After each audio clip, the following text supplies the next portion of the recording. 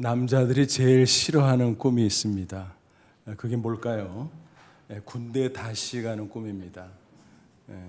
분명히 군대에 다녀왔는데 제대했는데 영장이 나온 겁니다. 저도 그런 적이 있어요. 얼마나 당황스럽던지. 그런데 또 남녀를 막론하고 싫어하는 꿈이 있습니다. 뭘까요? 시험을 망치는 꿈입니다. 언젠가 제가 이런 꿈을 꾸었습니다. 중요한 시험을 보는 날이었는데 아침에 깼어요. 보니까 부산이에요. 부산. 아니 어떻게 서울을 가서 시험을 보지? 너무너무 놀라가지고 당황하다가 깨났습니다. 다행스럽긴 했는데 꿈이라 침대에 앉아서 혼자서 얼마나 웃었는지 모릅니다. 내 나이가 몇인데, 게다가 그때는 신학교 출강할 때라 시험 문제를 내는 사람이지 보는 사람이 아니거든요. 근데 어떻게 이렇게 황당한 꿈을 꾸나 가만 생각해 보니까 그때 일들이 몰려서 좀 압박감을 받았던 것 같아요. 그래서 내가 하나님을 바라보면서 좀 릴렉스 해야 되겠다, 그렇게 마음을 추스린 적이 있습니다. 그만큼 시험이라고 하는 것은 무서운 것입니다. 우리가 인생을 살아가면서 시험에서 자유로운 사람은 단 한 명도 없지요. 시험은 항상 부담스러운 것입니다. 그런데 잘 생각해 보면 시험이 없어도 문제다 싶어요. 왜냐하면 시험을 통해서 진학도 하고 졸업도 하고 취업도 하고 또 임용도 되고 승진도 하고, 그렇죠? 시험에 통과하면서 우리는 성숙해지고 또 발전이 되어가는 것입니다. 우리 신앙생활도 마찬가지라는 사실입니다. 누구에게나 시험이 있어요.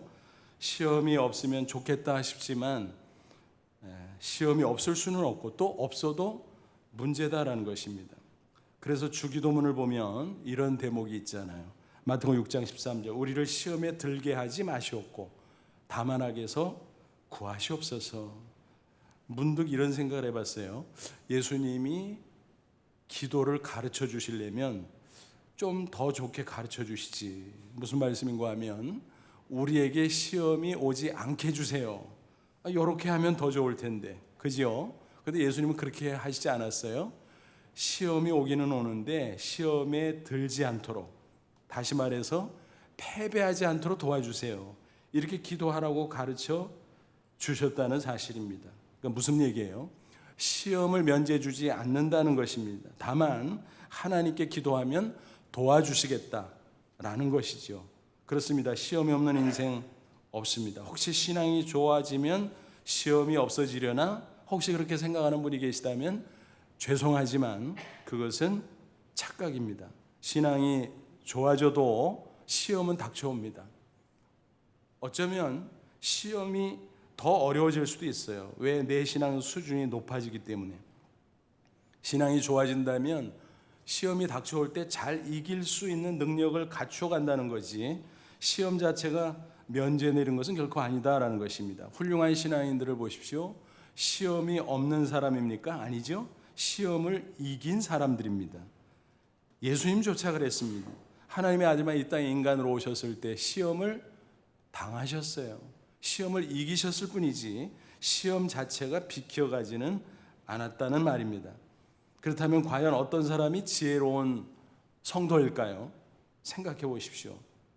시험이 없기를 바라는 사람이 아니라 시험이 닥쳐와도 이기는 능력을 갖춘 사람일 것입니다. 그렇죠? 저와 여러분은 과연 어느 쪽입니까? 시험 없기를 바라는 사람입니까? 아니면 시험 이기는 비결을 배우고 승리하는 사람입니까? 부디 이 시간 말씀을 통해서 시험을 이기는 법을 꼭 배우시고 승리해서 더 복되고 아름다운 인생 사시기를 주님의 이름으로 축원합니다. 먼저 시험의 종류를 살펴보죠. 크게 나눠보면 사탄이 주는 시험과 하나님이 주는 시험이 있어요. 성경 헬라어 원어로 시험이라는 말은 페이라스모스라는 단어입니다. 페이라스모스는 문맥에 따라서 세 가지의 의미로 사용이 돼요. 유혹, 또 테스트 혹은 시련, 이런 뜻으로 사용이 됩니다. 유혹은 무엇입니까? 사탄이 주는 시험이죠.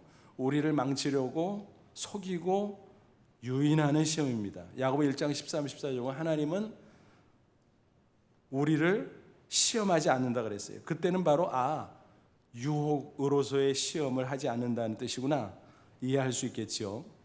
또 테스트는 하나님이 우리를 시험하는 겁니다. 왜요? 우리의 신앙을 달아보고 또 확인하고 연단하기 위한 시험이다라는 것입니다. 예를 들면 창세기 22장에 하나님께서 아브라함에게 말씀하셨어요. 내 독자 이삭을 번제로 바치라. 큰 시험이었어요. 하나님은 그 시험을 통해서 아브라함의 신앙을 테스트하고 또 연단해 주셨습니다.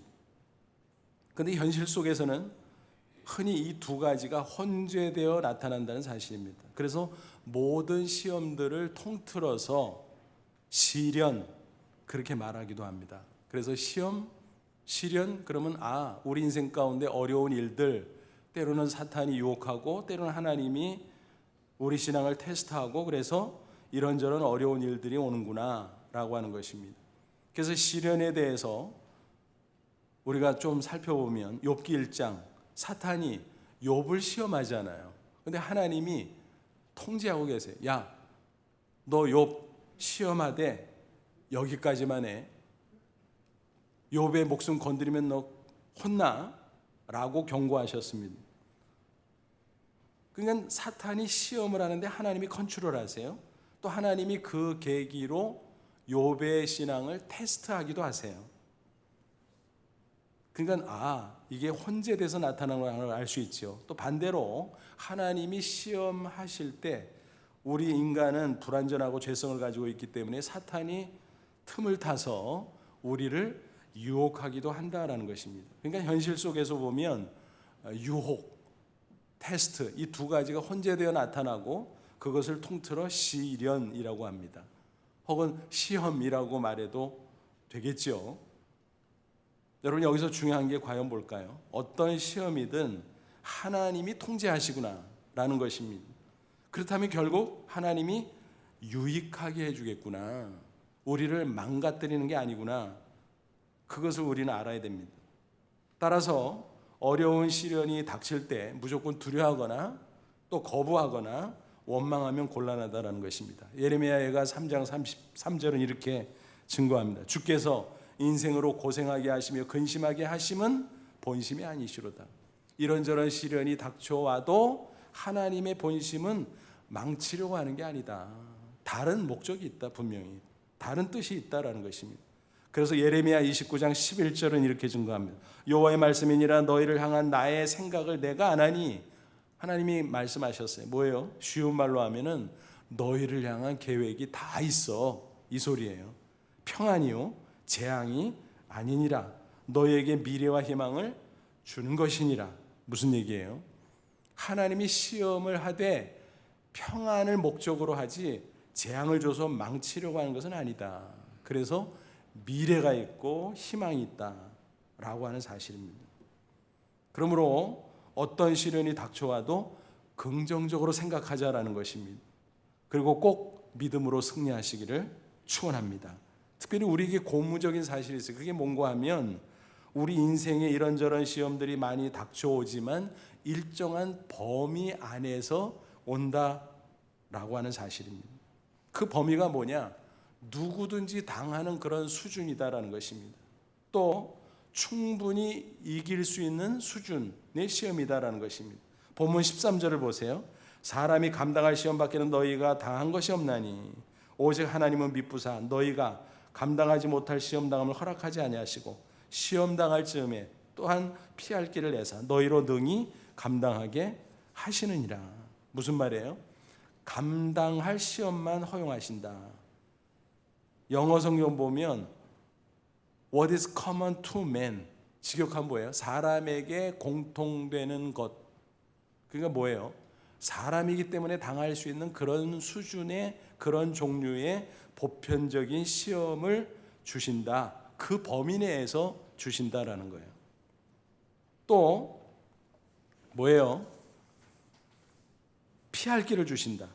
하나님이 약속하셨어요. 신실하신 하나님, 미쁘신 하나님이 약속하셨는데 어느 정도 범위에서 인간에게 보편적으로 일어날 수 있는 시험을 주고 또 인간의 능력을 벗어나는 게 아니라 그 안에서 주신다라는 것입니다. 그러므로 넉넉히 피할 길이 있고 승리할 수 있다라는 것입니다. 여러분, 우리가 흔히 시험을 당할 때 낙심하는 중요한 이유가 뭘까요? 나만 당하는 것 같아. 그래서 스스로 혼자서 괴로워하고 또 낙심하고 원망하고 그럴 때가 있어요. 근데 그건 착각이에요. 누구나 다 당하는 시험입니다. 내가 당하면요, 다른 사람도 당해요. 또 어떤 사람 시험 당하는 거 보고 나는 다행이다 싶지만 나중에 나도 당할 가능성이 많아요. 드러내놓고 일일이 서로 말하지 않아서 그렇지 누구나 다 시험이 있고 사연이 있다는 사실입니다. 그런 말 있잖아요. 남의 떡이 커 보인다. 근데 시험은요, 남의 시험이 작아 보여요. 근데 대보면 비슷해요. 사람 사는 거는요, 다 거기서 거기다라고 하는 것입니다. 근데 괜히 혼자서 나만 그래 하고 낙심하고 섭섭해하고 그런 겁니다. 착각이에요. 엘리야의 예를 들어보지요. 엘리야가 열왕기상 19장 보면 낙심천만한 모습을 보이고 있어요. 야, 이게 그 믿음의 영웅 엘리야의 모습이야? 의아해하지만 실화예요, 실화.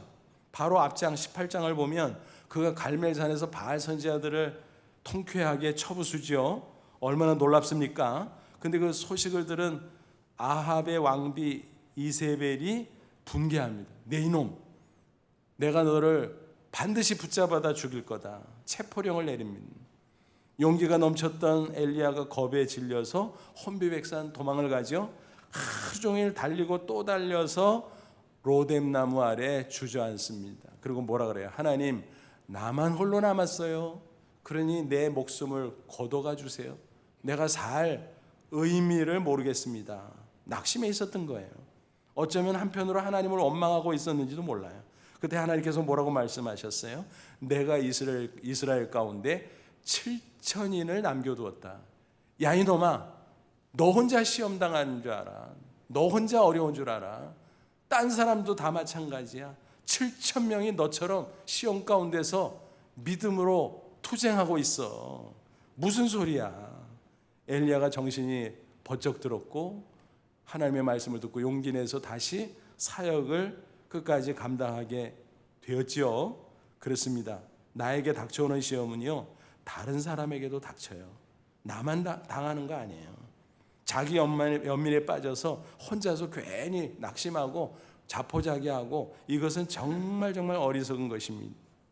그리고 하나님은 미쁘신 분이라 그랬잖아요. 약속을 꼭 지키신 분이라 그랬잖아요. 뭐라고 말씀하셨어요? 감당치 못할 시험 안 준다 그랬어요. 반드시 피할 길 준다 그랬어요. 승리할 수 있다는 거예요. 확신하라는 거예요. 그러니까 우리의 신앙 수준과 신앙의 실력에 맞춰서 주는 거지 완전 벗어나서 막 감당도 못하는 거 주는 법이 없다라는 거예요. 예를 들어서 초등학생에게 수학 시간에 뭐예요? 가감승제 그런 문제를 주잖아요. 만약 미적분 문제 주고 야 풀어봐. 그럼 누가 잘못이에요? 선생님이 잘못이지. 출제 미스지요. 하나님은요, 이런 출제 미스 있을까 없을까요? 전혀 없어요. 수능 시험이 아주 큰 시험이잖아요. 매년 끝나면요, 뭐 불수능이다, 너무 어렵다는 거죠. 물수능이다, 너무 쉽게 냈다, 난이도 조절에 실패했다. 그래서 막 비난합니다. 각각 자기의 유불리를 따져서 학생들도 학부모도 교사들도. 그러니까 대개 매년마다 평가원장이 고개 숙여 국민 앞에 사과하는 광경을 보게 됩니다. 금년에도 그런 예감이 들어요. 코로나19 때문에 고3 재학생이 불리하다. 등교도 못하고 차질이 많다. 그러니 이번에는 쉽게 출제해야 된다. 아니다. 그럴 필요 없다. 뭐 갑론을박하고 있어요. 근데 분명한 것은 뭐예요? 시험 범위 안에서 하는 거예요. 근데요, 하나님은요, 난이도 조절 실패도 안 하세요. 그러니까 범위가 딱 정해져 있고 출제 미스 그런 거 안 하고 난이도 조절 실패 그런 것도 안 하시고, 그러니까 하나님을 의지하는 한 이 범위 안에서 이루어지기 때문에 어떤 시험이라도 우리는 승리할 수 있다. 그 확신을 꼭 가지시기를 바랍니다. 숱한 시험에 괴롭고 힘들어했던 사도 바울, 그러나 주님을 의지함으로 말미암아 승리한 체험적 고백을 하면서 이렇게 외쳤어요. 로마서 8장 35, 37절. 누가 우리를 그리스도의 사랑에서 끊으리요? 환난이나 공고나 박해나 기근이나 적신이나 위험이나 칼이랴. 그러므로 이 모든 일에 별의별 종류의 많은 문제들 시련들 별게 있어도 이 모든 일에 우리를 사랑하시는 이 주님으로 말미암아 우리가 어떻게 해요? 넉넉히 이기느니라. 모든 시련 가운데서 주님 때문에 넉넉히 이긴다라는 것입니다.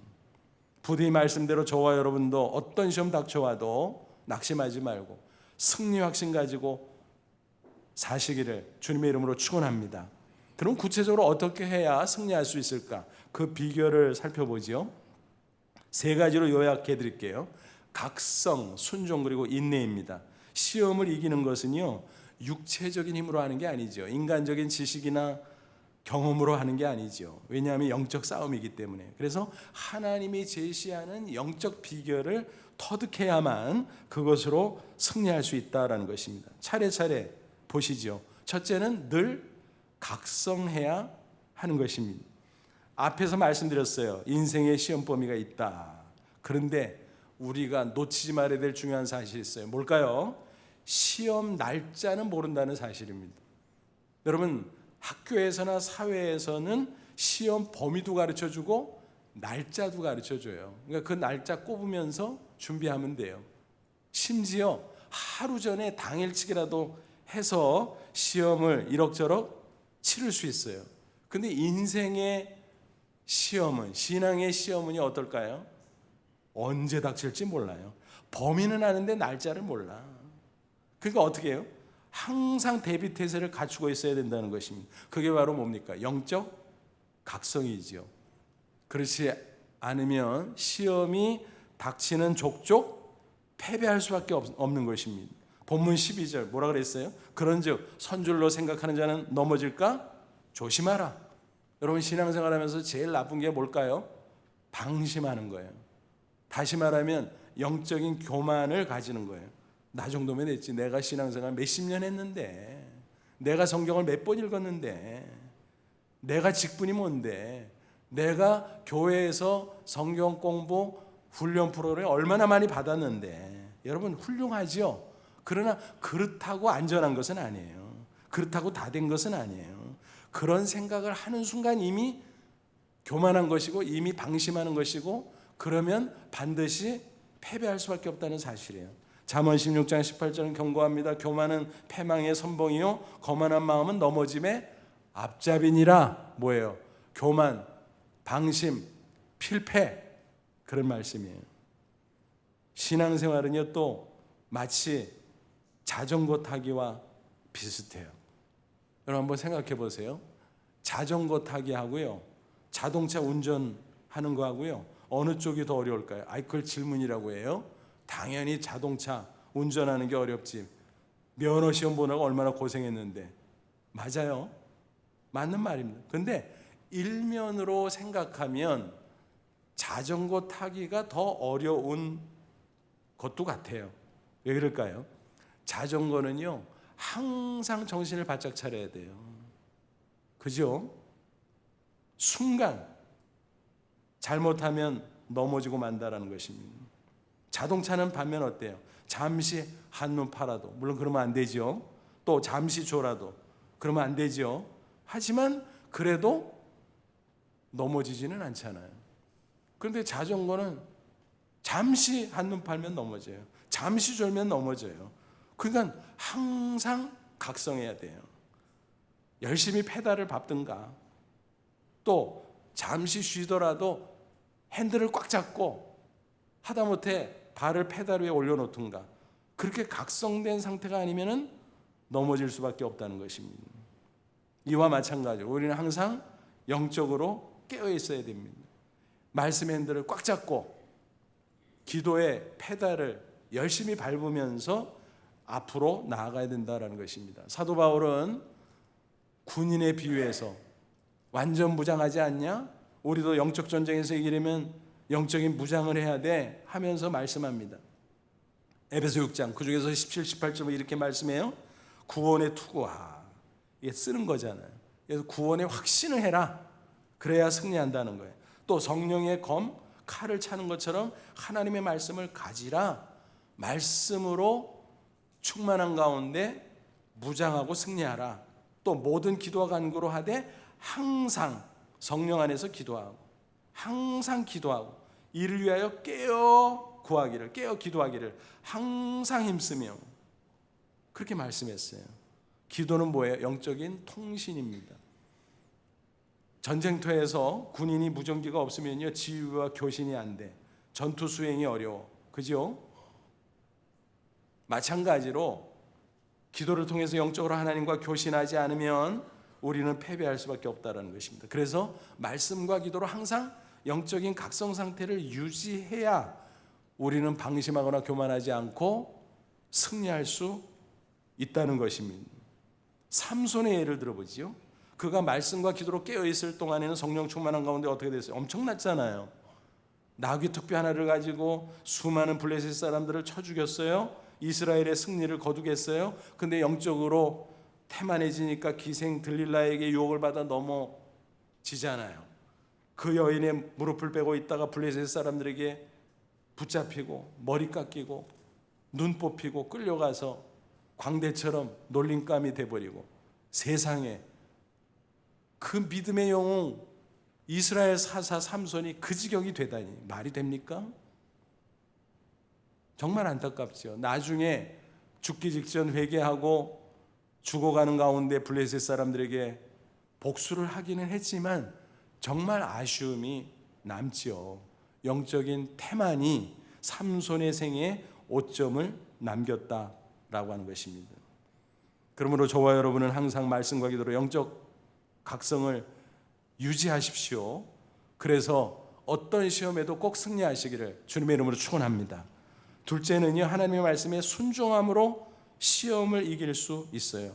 하나님이 시험할 때 당연히 그것을 달게 받고 그 뜻에 순종해야 되겠지요. 근데 사탄이 시험할 때도 마찬가지예요. 특히나 주의할 필요가 있어요. 사탄은 달콤하게 유혹합니다.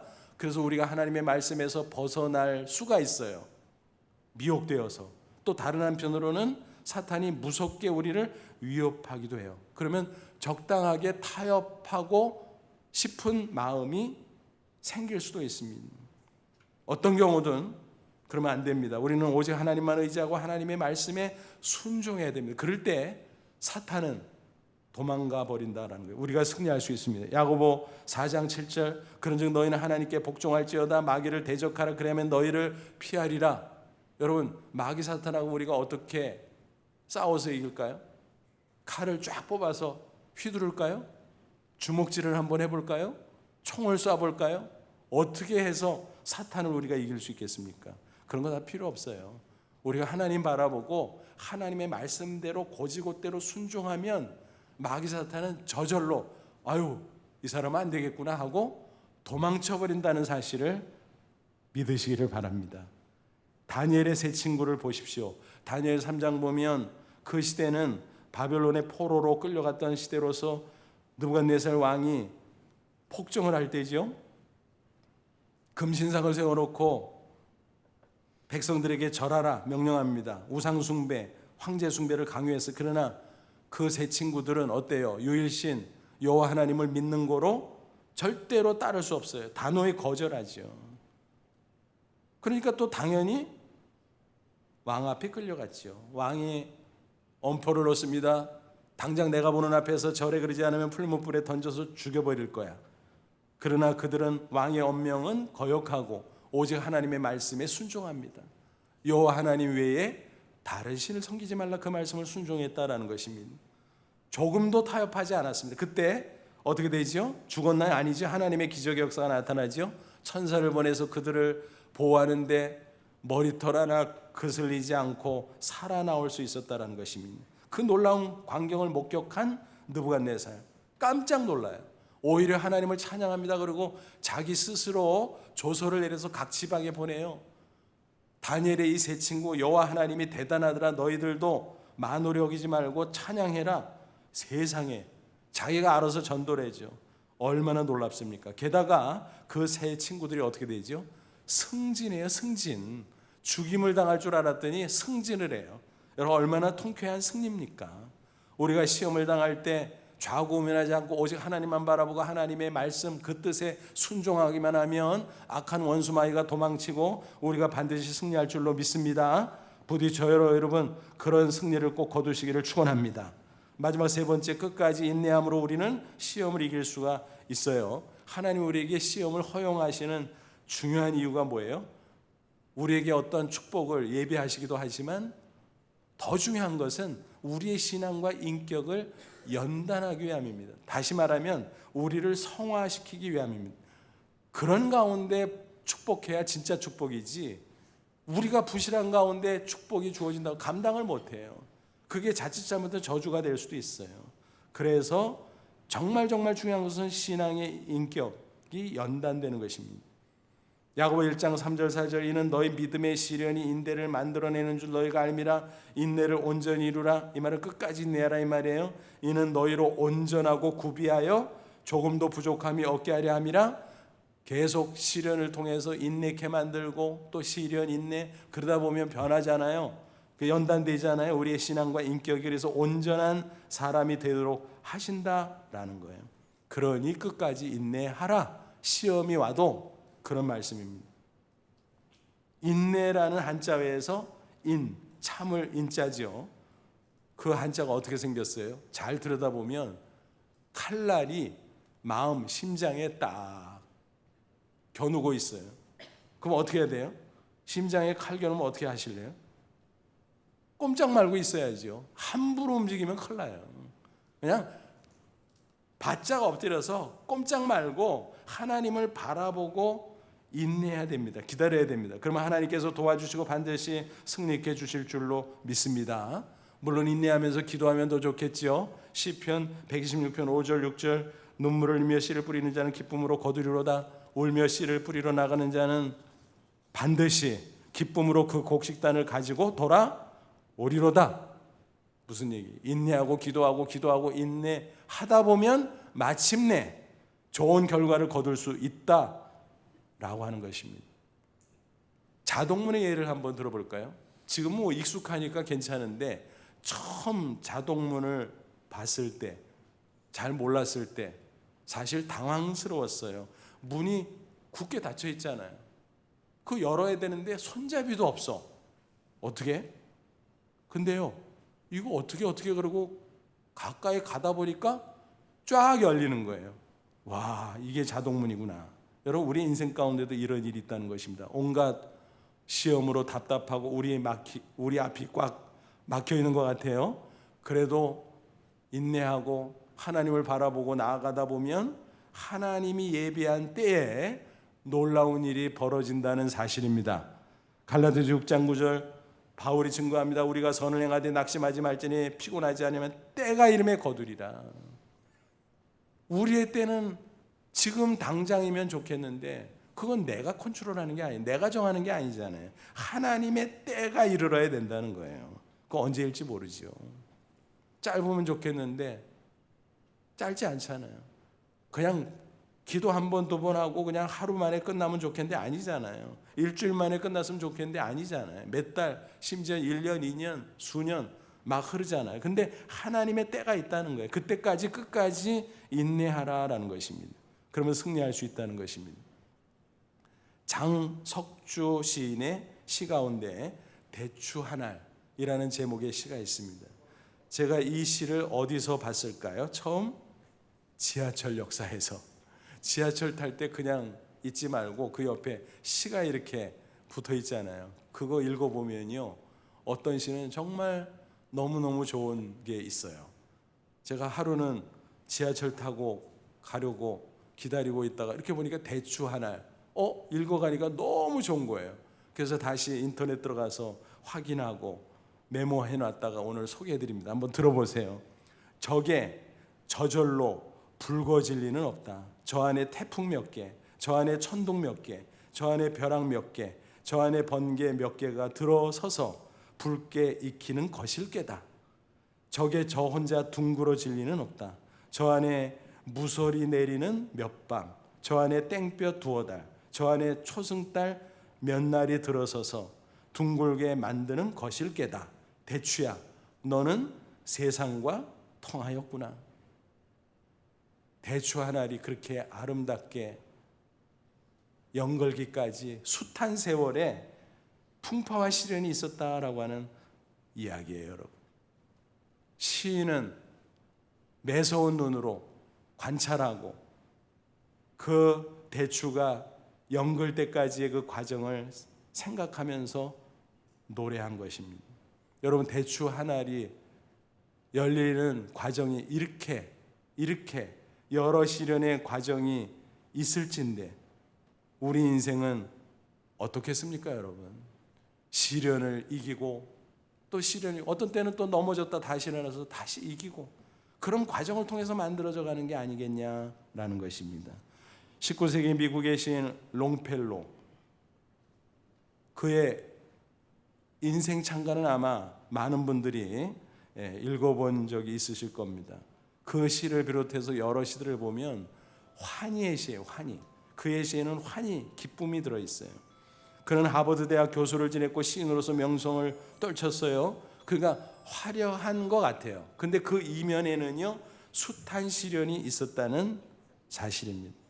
대표적인 시련을 소개해드리면요, 부인이 둘이 있었거든요. 근데 첫째 부인은 병환으로 앓다가 사망했어요. 큰 시련이죠. 재혼했는데 둘째 부인은 그만 화재가 발생해서 옷에 불이 붙어서 화상으로 또 사망을 했어요. 여러분, 딴 거는 소개하지 않아도 이 둘만 소개해도 와, 정말 힘들었겠구나, 시련이 많았구나 상상할 수 있겠지요. 그럼에도 불구하고 그의 시 세계에는 환희와 기쁨이 있었다는 사실입니다.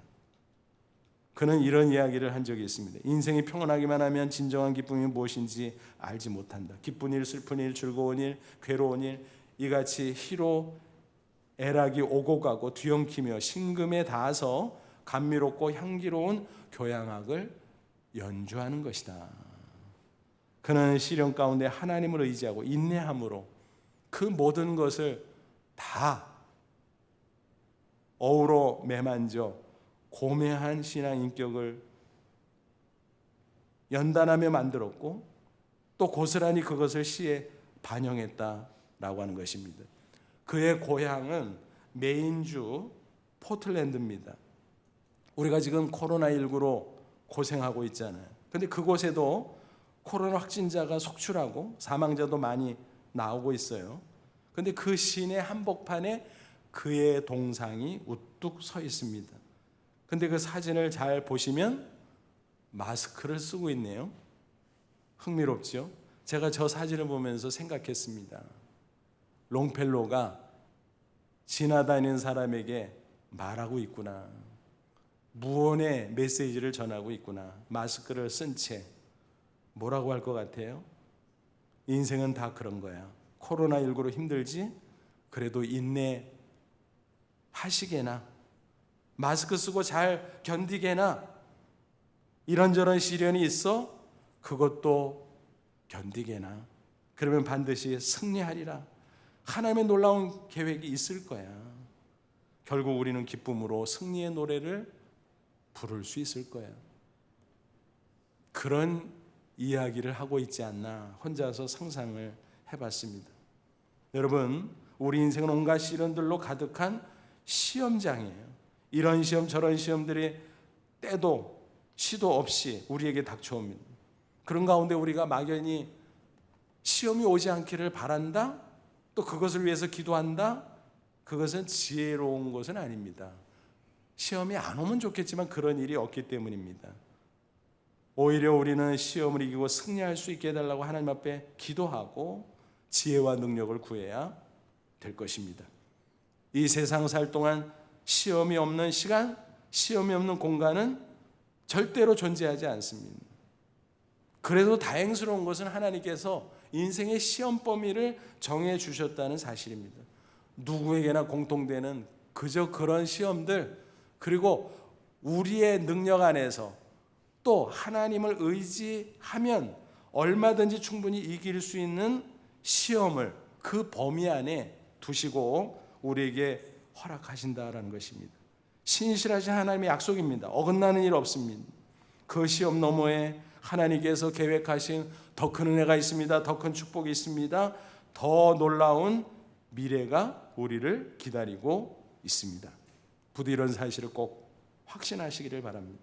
그래서 영적 각성, 순종, 그리고 인내함으로 어떤 시험이 닥쳐와도 꼭 승리하는 저와 여러분 되시기를 주님의 이름으로 축원합니다. 기도하겠습니다.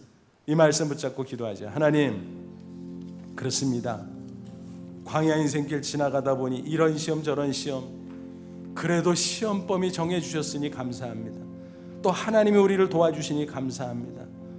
늘 깨어 각성하고 하나님의 뜻대로 순종하고 끝까지 인내함으로 어떤 시험이라도 당당히 이기고 하나님이 예비하신 더 큰 은혜, 더 큰 축복, 놀라운 미래를 만나게 하옵소서. 우리 다 같이 간절한 마음으로 잠시 기도합니다. 하나님 아버지 은혜를 진심으로 감사합니다. 이 시간 주의 말씀으로 우리를 가르쳐 주니 감사합니다. 늘 깨어 기도하며 말씀과 성령 안에서 각성하게 하시고 또 인내하게 하시고 주의 뜻대로 순종하며 나아가게 하옵소서.